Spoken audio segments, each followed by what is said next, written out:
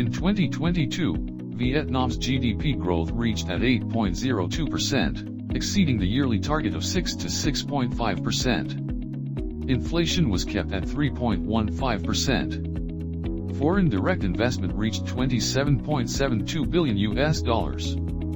The import-export turnover hit $732.5 billion, with trade surplus of $11.2 billion, according to the General Department of Vietnam Customs.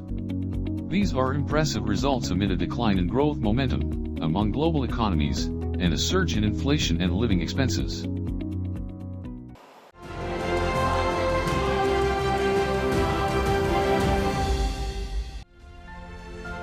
Party General Secretary Wen Phu Trong was the first foreign leader to be welcomed by General Secretary of the Communist Party of China and President of China Xi Jinping, after the 20th National Congress of the Communist Party of China. The visit created a new impetus for, and consolidated the friendly neighborliness, enhanced political trust, and deepened the comprehensive strategic cooperative partnership between Vietnam and China. 13 cooperation documents on various areas were signed during the trip.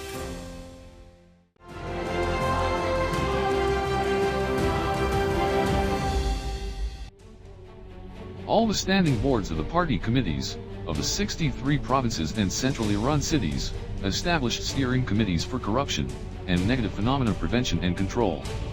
Thanks to the concerted engagement of the steering committees, at central and local levels, many cases of corruption and negative phenomena were brought to light.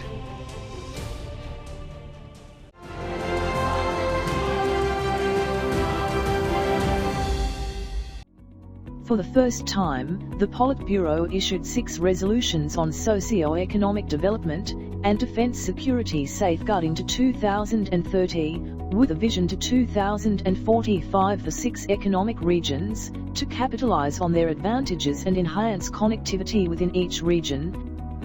At its third session, the 15th National Assembly also issued decisions on investment policies for 5 key transport projects.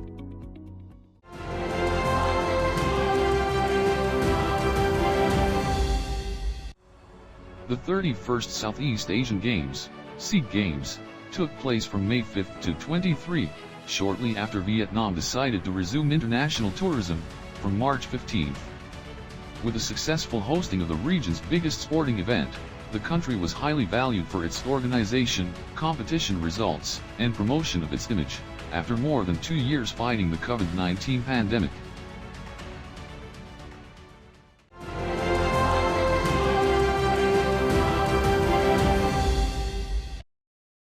The corporate bond market, a medium and long-term capital mobilization channel, was negatively affected after investigations into some issuances were launched. Individual investors sold bonds before maturity due to concerns over businesses' failure to repay debts. To rectify activities in this market, the government released a decree that stipulates rules on corporate bond offerings. It also requested the Ministry of Finance to guarantee openness, transparency, the legitimate rights and interests of investors.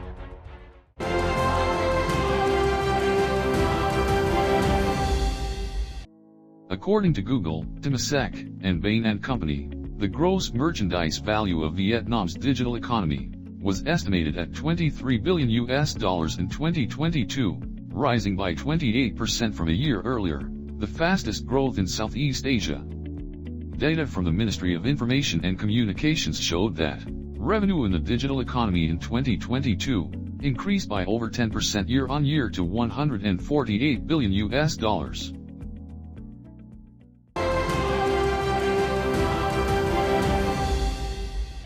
In October and November, residents in many localities had to wait in long queues to buy fuel.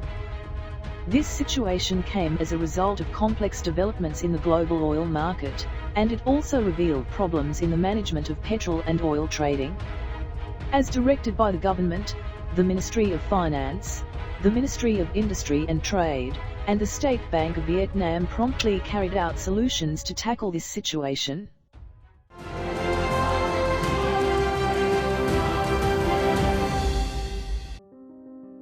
On October 14 and 15, Da Nang and other localities in the central region experienced severe flooding due to post-storm downpours, with rainfall of nearly 700 millimeters in 24 hours. Tidal surges that occurred at the same time further slowed the drainage process, thus seriously affecting the lives of local residents. This historic flooding gave a warning of worsening climate change that requires strategic response measures.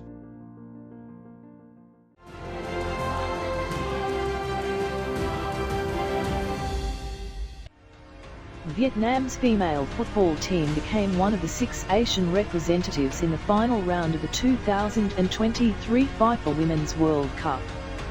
It was the first time Vietnam qualified for the finals.